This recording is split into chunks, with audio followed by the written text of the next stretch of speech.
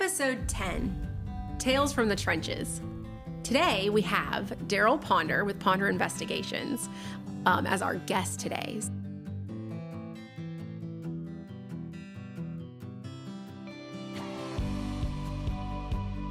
Welcome to the Stephanie Young Law Podcast, hosted by me, Stephanie Young. I'm a family law litigation attorney in Covington, Georgia, with a passion for being my client's biggest legal ally. If you find this content relevant and you want to hear more, I ask that you subscribe, share, interact down below by liking and commenting.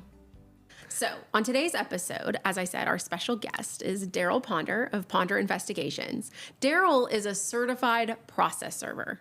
So, if you've listened to episode 9, the last episode we released, that episode was specifically about different types of service in Georgia. So with the most popular method, in my opinion, or I guess my most liked, most used method being the process server, using a process server.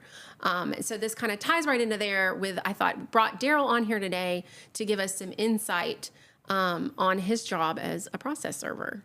So welcome. It's great to have you. Glad to be here. Good. So Darrell and I know each other professionally for quite some time now, in terms of I use him a lot as my process server in my family law cases. So he's kind of behind the scenes man, and today we have him in the spotlight. He agreed to be on the podcast, which I'm really appreciative of.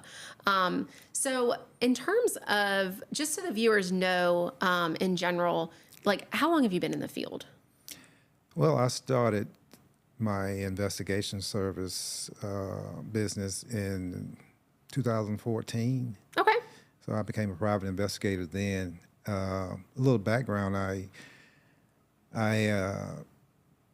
was the police for Atlanta Police for about 7 years, Okay. and then I went to Gwinnett County and I worked for them until I retired. And I retired in 2012. And during the time that I worked in the police department, I went through all the investigation. You know, I worked homicide, I worked robbery, I worked burglary, I worked narcotics. I did a stint with DEA task force for. And that was, so you said between Atlanta and Gwinnett? Yeah, between Atlanta So I'm sure and you Gwinnett. saw it all. Those are some big counties. I've seen a lot. And so, so when I retired from Gwinnett, I did a contract job in Afghanistan for a year, and I've been in law enforcement for close to 50 years now. Wow. Some part of law enforcement. So you decide to retire and do quite a stressful, in my viewpoint, in most people's viewpoint, quite a stressful job. Well, I look for that was my thinking. And when I retired, I said I think I want to do a little private investigation. Yeah. And in narcotics and all the rest of the type of work I did. Surveillance and that type of thing, that's part of it. And so I thought maybe that's what I would like to do. And so that's what I did. So around 2014, I started my Ponder Investigations. Okay. And specifically, like how do you become, I know you were already in law enforcement, so that's sort of where you got a lot of your background, but is there certification? Like what is the process as far as education or certifications to actually do transfer from being on the force to process serving? So initially, coming from the force, it was a little bit easier for me because which surprised me a little bit was that I knew a lot of I thought investigators just had prior law enforcement, but as I found out, it's not true. And so the test, you do go through a 500-page test and for the private investigator. Yeah. And then you also have to be sponsored by a company. So what I did was I got my company license and my investigation license at the same time so that I could work up under myself. Oh, that's smart. Yeah. Okay.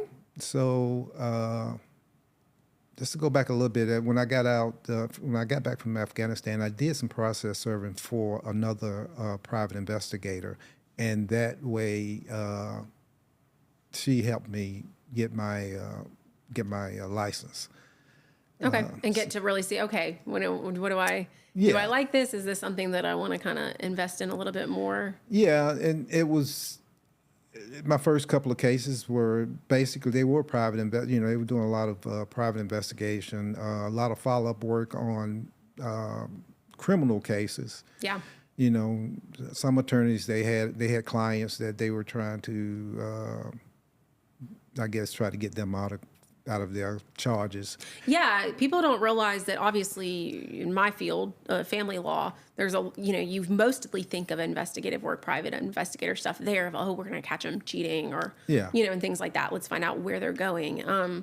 But yeah, and the state, obviously, they've get their investigators for the state, but but that's not in the private sector. That's, in the public sector for the state. Right. So people don't realize that they're really, I mean, in those bigger, more, obviously, if people have a little bit more money, because it costs money to get the PI, that's absolutely, and try to build a defense. So there's definitely a field there that I don't think people realize. That's true. And I think, too, when I was in investigations, I was a supervisor in investigation, and I used to tell all my investigators, I said, make sure you do good work. You follow up on all your cases, and I said, just don't bring anything to me that not complete.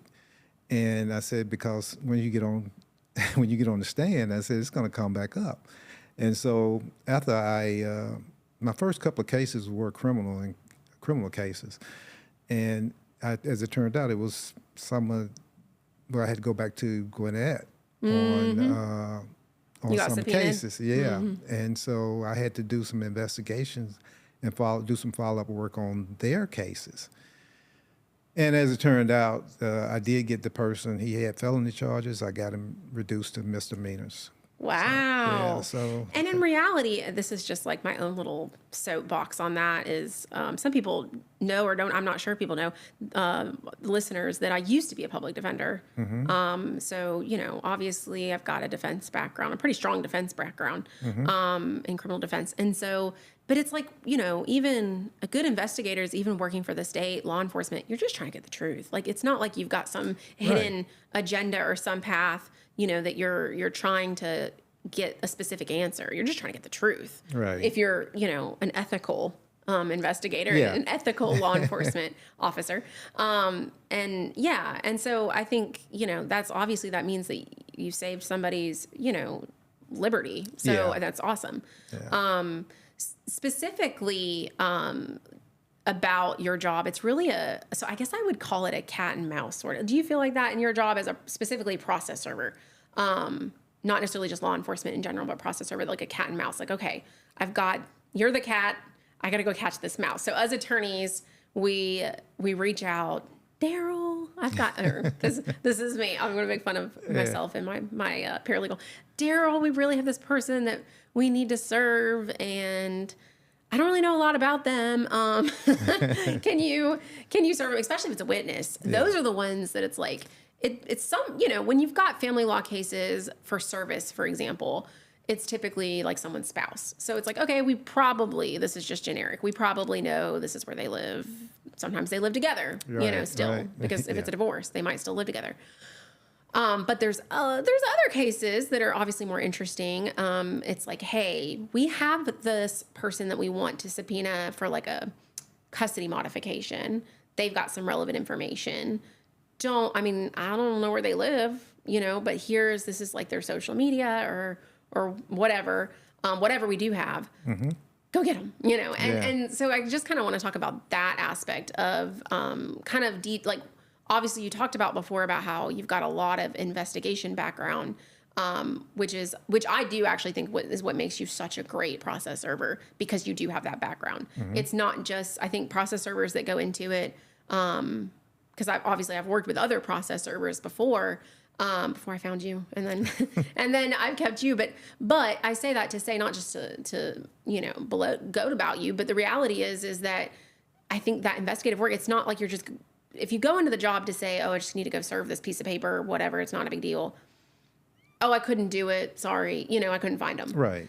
And it's like, okay, like I get it. But at the same time, if you don't have that pushback or that drive like an investigator would to be like, oh no, that's not an acceptable answer. Exactly. I'm not going back to my attorney and saying that. I'm going to go whatever that takes to find and get this executed.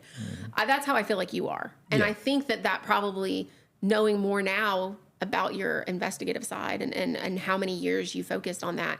I can tell. Like that, I think, do you feel like that contributes pretty well to how your quality of work? Well, it does. And I think, too, a lot of times not a lot of times, but sometimes I do go to situations where once I make the service, I have I guess, an instinct, or I have a feeling that something's not quite right.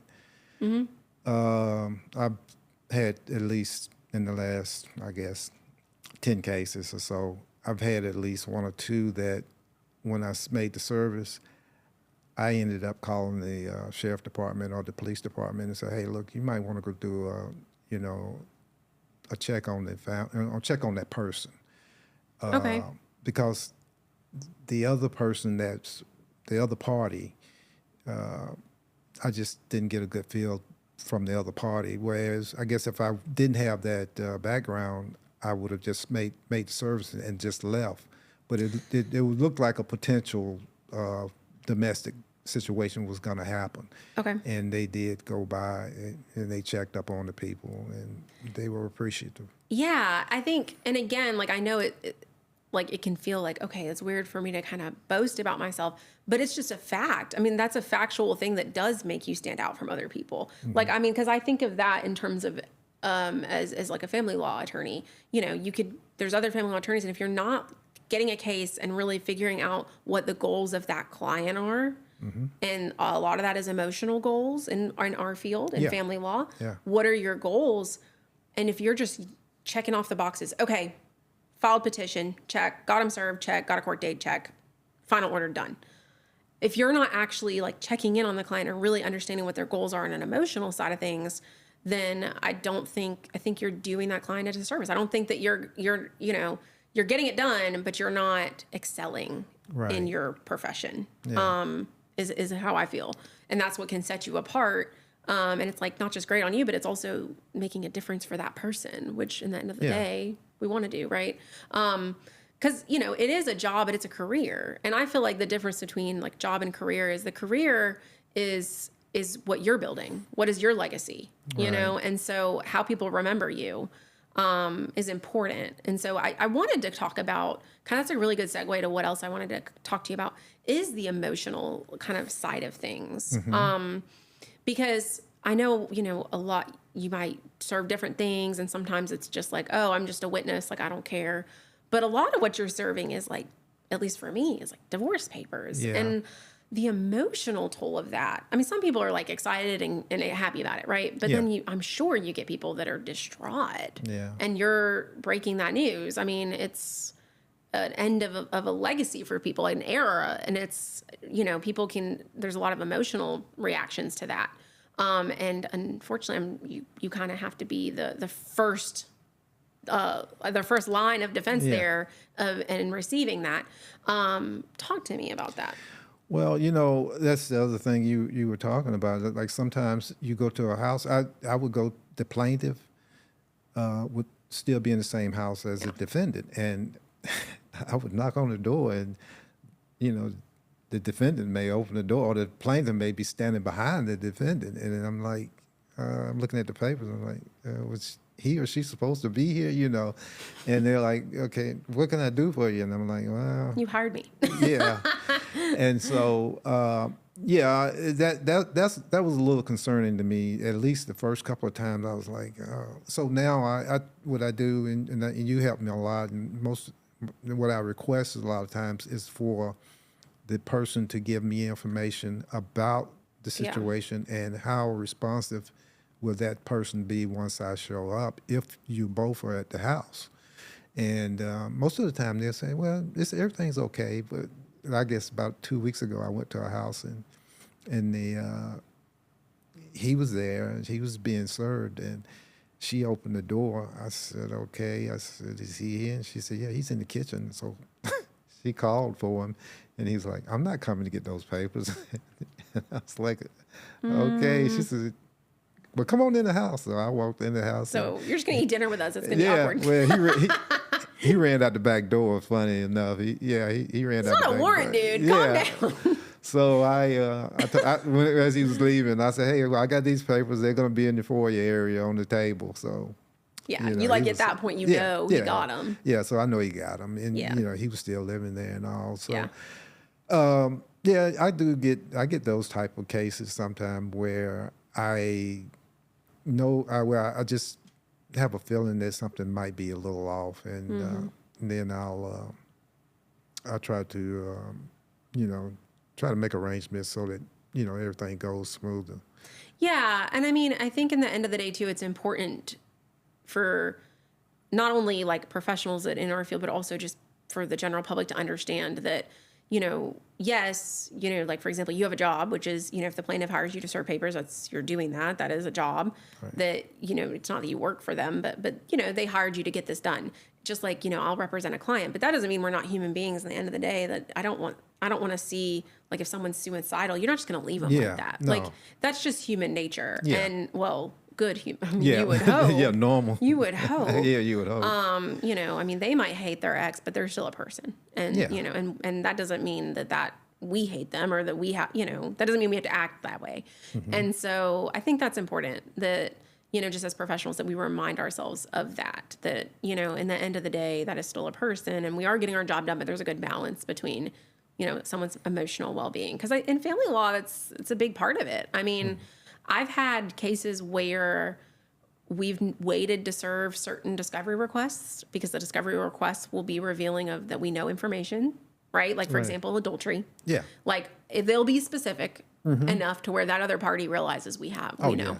Yeah. And it'll be like, okay, don't serve that yet. Like, my client will tell me, don't serve that yet because I don't feel safe or I need to get arrangements or, and again, as a professional, we don't necessarily know that. So it's like, okay, let's gauge the situation and figure it out before we start making decisions moving forward. Right. Because, I mean, in the end of the day, people's well-being and physical safety and emotional well-being are priority. And I know, and I just feel like that is, I'm sure, a big part of you're having to kind of balance that. It's not just, here's a piece of paper, okay, I found you, tag. Right. There's a little bit more dynamic to it as well. And I want to talk about your safety with that. So, in terms of process server, I feel like, as a family law attorney and as a female family law attorney, I will specify there and say that, I think it's important to think about your safety in doing your job. Yeah, you're just doing your job, but people don't always realize that if it's the other side. You don't need to put your guard down. So but in your side of things, it's like you're at someone's house, like, or their work, or like, for me, it's like, okay, I'm in my office building. There's probably cameras. Oh, I'm at the courthouse. There's cameras. But like, you're in their space, right? And you're putting yourself in their space. So that really automatically opens you up to a little bit more dangers. So what are, and you don't have to like disclose all your secrets of how you protect yourself, but what are some kind of things that you do to try to de-escalate those situations? Well, if I have a feeling that there's going to be an issue when I show up, I have notified the police ahead of me, and I had and like I said, talking to I guess they'll be considered my clients if they're your clients. But, talking to them, I try to get as much information I can from them about the person that's being served, their mental state and, that type of thing. And, guns, dogs, that type of thing. Sometimes we have, they have gates and you can't get in unless somebody open it up. I had one case where a guy, he lived on some property of the family and he had a gate across his yard. He had several acres, and then he left and he went to she had moved to another location and he went there, and her father was trying to coordinate with me to get him served. And before I got there, they said, well, the father called me and said he's gone over to her house and he has a gun. So I said, okay. I said, you better call the police. Yeah, he's like, that's well, not... he said, well, you could probably catch him over there. I said, not till the police get there. So I could probably catch a bullet too. Yeah, right. And so we called the police, and by the time I got there, they had him.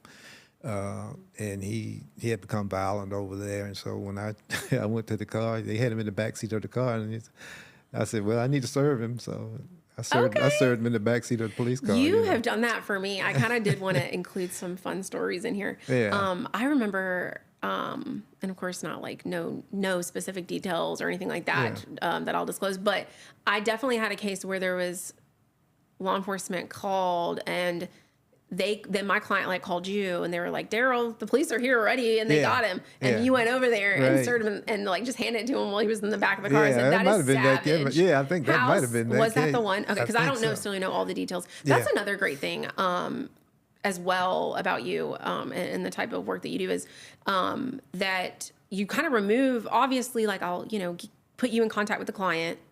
And then at that point you really I'm pretty hands off in terms of the service, which is great for me and for the client. Cause obviously, they're paying billable time for me. Yeah. So I think that's great that you kind of go and it's not like you ask me to ask them, once you get it, you kind of talk to each other and remove me. I'm not a middleman. Right. And I think that is a good thing for, obviously for me, I'm going to say it is, but it makes my job easier, but it also for them in the long term, because of billable hours, it's like, okay, they'd probably rather talk to you and then let's use me to then ask them. Cause it's not like I'm going to know, the details about the respondent and things like that. Like what hours are they going to be up and about? So I think that's a great thing. I wanted to ask you before we jump into maybe one or two stories, if you would, I wanted to ask you, like, what makes a good serve? So what I mean by that is, like, what are the details? You kind of alluded to this already, the details that you really need or want. Maybe it's like, okay, I need this, but I would extra, like the extra fluff information would be helpful from the attorney / petitioner, like in an ideal situation for you to obtain. Just some, you kind of alluded and said, do they have weapons, dogs? Yeah. And, their habits, their hobbies, that I actually like to know that too, to find out, do they work nights? Yeah. Do they work nights? Yeah. And, type of cars they drive. And like I said, try to get their personality. What type of person are we looking at? And, aggressive, law enforcement background. Right. So, and criminal history, and that type of thing. And once I get that, I kind of know what I'm dealing with and who I'm dealing with, and I know how to approach them. I do approach some cases differently than I would others, and I might be a little bit more aggressive, but not much. I try not to be. I don't like to go at night. I try to make the person that's being served comfortable also. I mean, I might, if they work late or work till it's dark, I would wait till they instead of walking up on them when they get out of the car, going into the house, I'll wait till they get in the house and give them a couple of minutes to, settle down and get comfortable. And then I go knock on the door. It's not like I'm going, late hours and they don't know who's at their door. Right. So, and those are things, honestly, would not having law enforcement background at all. Like you don't think about, like the general public wouldn't think about, but those are just like small details that also not only are just generally like respectable, nice things, gestures to do, treat other people how you want to be treated, but at the same time, for your safety. Yeah. Because I mean, it's like, oh, well, this guy just came up to me. Right. Well, I'm trying to get out of my car. That's not like they necessarily expect it. Maybe, and so it's also for your safety too. Yeah. And that's why when I was telling you earlier about my narcotics experience. Yeah. Basically, that's where that came from also, because you're dealing with bad people. And their excuse is going to be, well, I didn't know that was the police, or I didn't know who that was, and I thought I was getting robbed. And that's going to be their defense if something happens. They hurt you. And so I try to avoid that. I'm not out here trying to get hurt or anything like that, or hurt anyone else. Right. And if I see something that doesn't look right, I know to step back. I will say, too, that I actually do think that I mean, obviously, and I talked about this in my last podcast episode of going through service, but it really is the first action in a case. Like, so when you file, and then it's like the first interaction that the other party is going to have with the case, receiving service, I think it can really also affect the tone of the case. So, you know, I mean, I'm not saying in every single scenario, but like just those small details. Like, you know, obviously if it's like a really cordial case and they're talking about, okay, we're already talking about a settlement potentially before anyone even hires an attorney. It's like the difference between, well, of course you would think, let me at least ask if they want to acknowledge service. Like if they're cordial and talking about it. Like imagine if you just went in and get them served by a sheriff, like at their work. Right. When, you know, that would automatically change the tone of the case. Yeah. Because it would for me. If that was me personally, you know, with my spouse talking about it and all of a sudden, bam, you're getting served by a sheriff in uniform at your work. What the heck? So I do think that, you know, how you approach it in the long run, it is helping the client because it's helping shape the turmoil that could come in the case. Right. So it's either, are we starting on like a respectable foot? And sometimes you can't. Like you gave me those examples of, you know, they're already in the back of a patrol car. No, like that's already gone. We're gone past the whole peaceful aspect. There's going to be turmoil. But in the cases in which you can try to start out as most respectable foot as you can, I feel like, you know, that the service is a way that you can do that. And that is sometimes when I talked about pros of using a process server versus, for example, like a sheriff service, which I use less and less now. I don't use the sheriff a lot. And I went over kind of the pros and cons as to each of them. Each method of service has a pro and a con, and several of them. It's just differences, and it's based on just the case that you need an attorney to assess it and be able to tell you which they would recommend based on the facts.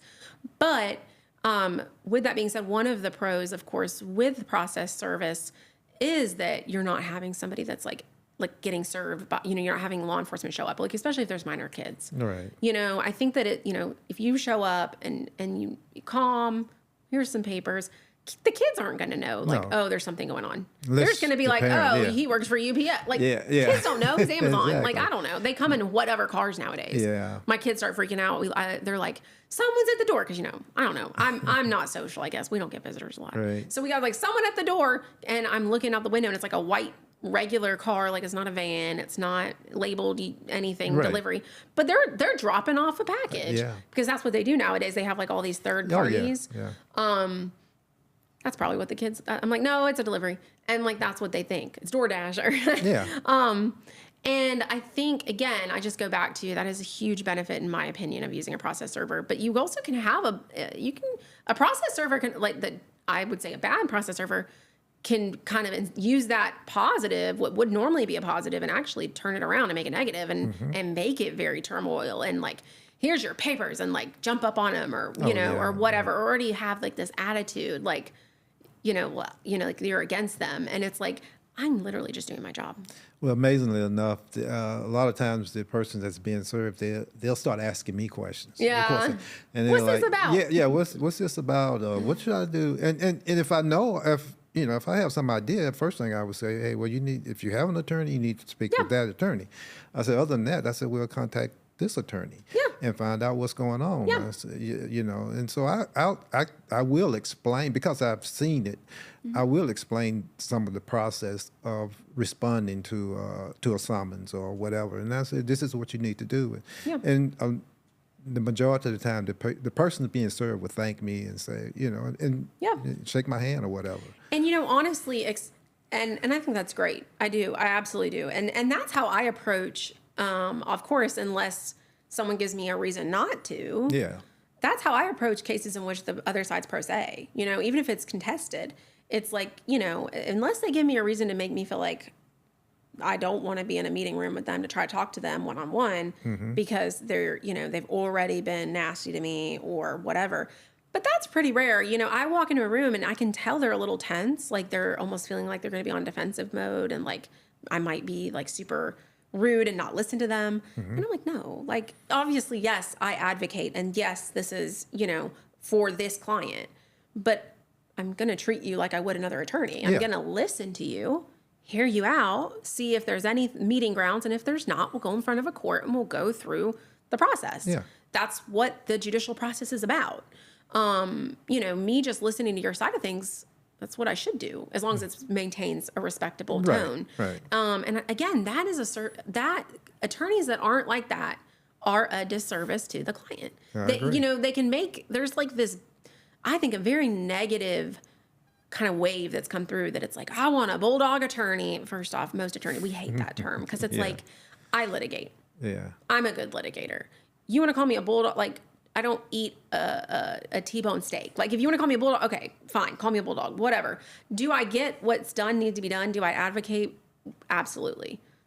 So I don't really like the term bulldog, but I will say that it's like all of a sudden this like, oh, you're being respectful to the other attorney, so that means that you're not advocating for me, or like this idea that you have to be a nasty human being in doing your job to be a good advocate for the client. And right. it's like, There's absolutely not. no. Like, if you want an attorney like that, don't come to me. Right. Now, if, and I have had pro se clients that have almost borderline felt like I might need to get a protective order on. Oh, where, well, yeah. I mean, that's not been frequent. Yeah. But yeah, that's happened. Of course, I am not going to go into another room with them. And I'll tell the judge that on the record. I'll say, Judge, I've gotten threatening emails. I'm not going to a room and talking to them. We can just litigate. Yeah. But it's very rare. But of course I will do that. Like, if I need to stand up for myself, just like you, like if you need to call law enforcement to back you up, absolutely. Yeah. But, that's not the default, luckily. I feel like if, you just go in ready to just de-escalate and, just kind of read the room sort of thing. And obviously with your background, that's been phenomenally helpful. Oh, well, I think so. I want to also ask you specifically, this is also not a super, I would say it's a more rarity, but another aspect of service that we talked about on the podcast episode last time was publication. So, and that the publication is not a route of service that you can just jump to. No. Obviously, I know that's not a route that was through the newspaper, right? But you are typically, your job is typically how we get an order to publish. And you have actually, I also think that if I was interviewing process servers, like if I was interviewing them, one question I would ask is, how many cases have resulted in you getting a successful order to be able to publish? The reason I say that, I know it seems like random, is because you and I have done this. You have given me an affidavit of non-service that is so detailed, because it's hard. And I talked about this in the last episode. It's very hard to get an order for publication. Judges don't like it. Judges do not like it because it's jumping. They know that it's not actual service. It's legal service, but it's not actual service. Right. So, I mean, the likelihood of them actually reading that part in the newspaper is like nothing. They might, but people don't. It's very rare. So they know that. And so they don't like it. And so they make you go through every loophole that you could possibly think of before issuing that order to publish. Right. And as an attorney, and obviously clients have limited resources sometimes. I know. Yeah. And it's hard because it's like your case stops right here unless we can publish, like we've ran through everything that we can with the process server and the sheriff, and we've done everything we can. Right. So it's sometimes like getting an order to be able to publish is gold for those clients because it's like, oh my gosh, we'll actually be able to complete this. Like, I'll actually be able to get a final order in this case and get some relief. Albeit, and when I talked about this in the last episode, that if you have service by publication, you don't get monetary relief. So like you can't get child support order through a publication. So some people that just want divorce. Yeah. We get that. You probably see that a lot. We see that a lot where it's like, we don't have nothing. I just want divorce. Yeah. I don't want to be associated with them anymore. Right. I haven't even seen them in how many years or whatever, then it's like, okay, publication, that's great. It gets the job done. You can get divorced. Right. In those situations, and kind of the information, and I'm thinking back specifically to when you did this, it's probably been several months, maybe even a year, where it was, we got that order to publish because of your affidavit of non-service. It was so detailed to say of like, this person is evading service. It wasn't a situation, it's like I tried and I couldn't find them, because I think that's probably, you probably have to pay more to let you investigate and do some of that PI work. Right. But if it's I can tell they live here or work here or whatever, and they are evading service, because the statute for a publication specifies if you've got concrete proof that they're evading service, then you can publish. Yeah. And I know that you put that into this affidavit. Kind of, what is your, like, is there, I know with the sheriff's office, there's like 3 attempts, right? Mm-hmm. What is your general, like, obviously you might go out there, doesn't happen. Or if you, like, have you seen, can you give me some examples of when you see people evading service? I know you said the guy ran out the back door, Mm-hmm. but what, like your dog, the bounty hunter or something, but Yeah. what, can you give me some kind of stories about that? Well, just recently I had one person that they hadn't been served. The sheriff department couldn't find them, so I got the information where they lived, and I knew what time they went to work. So I would sit out in front of his apartment, and when he walked out to go to work, I started walking toward him, and he got the inkling that I was there for. So he kind of turned away and started walking away, and I called him by name, and which I am an investigator. I was just say, so I'd say, hey, I'm Investigator Ponder. And he's like, stop, like, oh, this must be the police. And so, and when he stopped, I said, look, I already know who you are. I got your picture, I got your car. You can't because he was going to his car, and then he just turned away and walked away. I said, right, like, how long are we going to do this? Yeah, he had to be at work at 6:30, and it was like 6 o'clock. So he was about 30 minutes away. So he just couldn't stay away that long. So he just turned around and he took the papers. So, yeah, I think doing that when they try to evade, most of the time when I approach them, they'll come to me, they'll accept the papers and get them done. But like I said, I don't like having to go to you and tell you need to publicate. But I also know that the client, I do the work. I consider this, if you are doing a job, it's not work. If you enjoy the work, if you enjoy what you're doing, it's not work. Yep. So on that hand, I don't mind going above and beyond, but I also need to get paid also, because it's my time and, gas and all that type of thing. So, saying that, which I do, I'll call the attorney and I say, hey, look, this looks like it's not going to go. Do you want me to continue? I know the client had limited funds. Yep. Do you want me to continue to go with that? And then, you give me the nod to say, okay, well, stop, or, you've done as much as you can. It's a very much a cost-benefit analysis in terms of, okay, and that's when, and I appreciate that, because it's not like it's of course you're going to do what you can and give us as many details as to, this is probably what I'm looking at, and I might need to go to another location, or, and what are we looking at, so we can determine, okay, how much are we going to invest into this further with the client. And because service can become that, absolutely, where it's let's really talk about the costs here, because there's real costs associated with it. And I think that that's great that you do that. So it's not, and it's just no different than an attorney. It's like, okay, we're going to say, this is how much money you have in your retainer, and this is what's left. Yeah. Let's have a real conversation about it, because what I don't want to do, I'd rather withdraw from a case, with talking to you and saying, hey, before you go into the hole, and then you're in debt, but you can't pay it. Like, that's not productive for anybody, because then I'm mad at you because you didn't pay me. Yeah. And then you're stressed out and wanting to avoid me because you didn't pay me. Right. But you also still have a bill. Like, it's just not productive. Right. And so having that conversation is helpful. It is. So what you was at, and I just kind of like flew off there. My wife tells me all the time, you need to stay focused. Oh, I do that too. But yeah, your question was, I normally charge like a certain price for 3 attempts. But what I would do also, if I have another service close to the same area, I would just do a drive-by. Oh, wow. Okay. And, because that's cheaper. Yeah, it's not, as and much if mileage. I can get them served, I would serve them. If I do a drive-by and the person's still, still not at home or whatever, I won't bill you for that, because I'm already in the area. Darrell Ponder is a good man, my viewers. He is a good man. I've done that too. Like, it's similar, because it's like, okay, if I've got, I don't get to just do this as often, but hey, if I get a couple different cases with the same judge, and if we can get them all in the same court date, great. Like, I'm not gonna, if I'm there all day, I'm not gonna charge every client all day. I'm gonna say, okay, your case took about this much of my day while I was there, and it ends up being cheaper for the client because they're not, paying for, maybe I might have been there all day waiting for calendar call, and then for my turn on your case and just sat there all day. But I still have to bill for that. But if it's divided up between 3 cases, I sat and waited.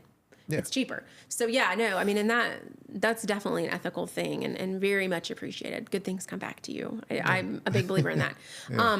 I wanted to talk to you also briefly about how technology, if you felt like, because you've been doing this for specifically like the actual service work for 12 years, right? So So I mean, even in 12 years, I graduated law school 10 years ago, and like even the changes from then to now in technology, like, is big. Like you wouldn't think, but it is. We took exams on paper in law school. Like literally, people are like, "What?" We did. Like we hand wrote. Like some of the exams, we had laptops, but a lot of the exams were still handwritten, and you could take the bar exam. You could sit, and I don't even know if you still can, but when we did, you could opt to do it. Obviously, the multiple choice was all on paper. Everybody did that part on paper. Yeah. And then the essay parts were either on paper, you could choose to do it handwritten or on computer. I did the computer because time-wise, you could get more down. You're going to be compared the same. Yeah. So I was like, I can get more, I get done faster on the computer. But anyway, it was an option at least back then. I don't know if it is now. But all that to say, technology is changing and has changed even in that time period. Have you felt like that's made your job easier or harder? Well, in some, we do some skip trace and that type of thing in using computers. I don't invest in a whole lot of that. Because I don't do a whole lot of it, but I do some. And then I have friends other agents that does a lot of it. So you could outsource it. So I would outsource that type of thing because it's not profitable for me. To invest in the equipment and the technology. But the small program that I use, it's good enough to give me what you need. What I need. So as far as technology, that goes, and then I can get somebody to do social media. I don't do a whole lot of social media. I do. I'm a little bit older than you, so I'm not into that a lot. But I might ask my wife. She might know a little bit about it, and then I'll. But that's where I feel like attorneys have changed. Like at least, but you've used that information, right? Because I know that there's like, without a doubt. I remember a case specifically between you and I know we have stories together about situations that I guess I've put you in. But like someone like from their Instagram story was somewhere, and then you're like, go there, and it's like a bar or something. So that's pretty cool. Like how technology, I feel like it's probably helped. Oh yeah. The downside. I mean, I'm not going to sit here and say technology's helped family law because as a whole, because. Obviously that's not helped all my clients. Unfortunately, I've been able to use it sometimes, and sometimes it's been against my clients of what they've posted and things like that. Yeah. But for service specifically, I think it's been helpful. Yeah, it has. Like you said, I went to a bar. The guy was sitting at the bar, and I kind of walked up to him. I said, "Hey," and he was like, "What?" I said, "I'm so and so." He said, "How did you find me?" I said, "What are you doing, flirting with me?" Yeah. So how did you know I was going to be here? I said, well, I did some investigative work on it. Yeah, he's like, oh. And he accepted it. He's like, oh, he said, you're pretty good. I said, okay, yeah. When I say, I want to get you a shirt that says, Darrell Ponder, the GOAT. He's the GOAT. That's what people say now, I guess, the GOAT. I say it all the time. You email through your affidavit, like perfected, and I'm like, he's the GOAT. Like on those cases where you're like, how did he do this? Yeah. That has to feel good for you too. I hope it does. I always try to compliment you because I'm like, that's pretty cool. Well, that's pretty good. That, yeah. Well, Darrell, it's been fantastic to have you on here, and I so I'm much glad to be appreciate. here. Yeah. I do. I really appreciate your insight, and I know you're normally the investigative undercover guy, and like I've got you under spotlights. I've got you here on the podcast. You did great. I love hearing your stories. So yeah, I want to thank Darrell Ponder of Ponder Investigations for coming on today's episode, sharing his insight, your interesting stories with us. If you are going through a divorce or you're about to, you are at risk of disrupting your peace. Contact my office and we can set up a consultation to discuss a plan for your specific circumstances. Peace is priceless and attainable. We've got this.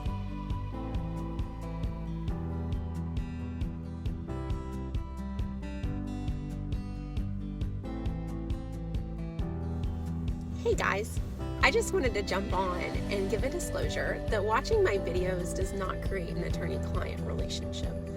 Also, the information that's contained within the videos is for educational purposes only.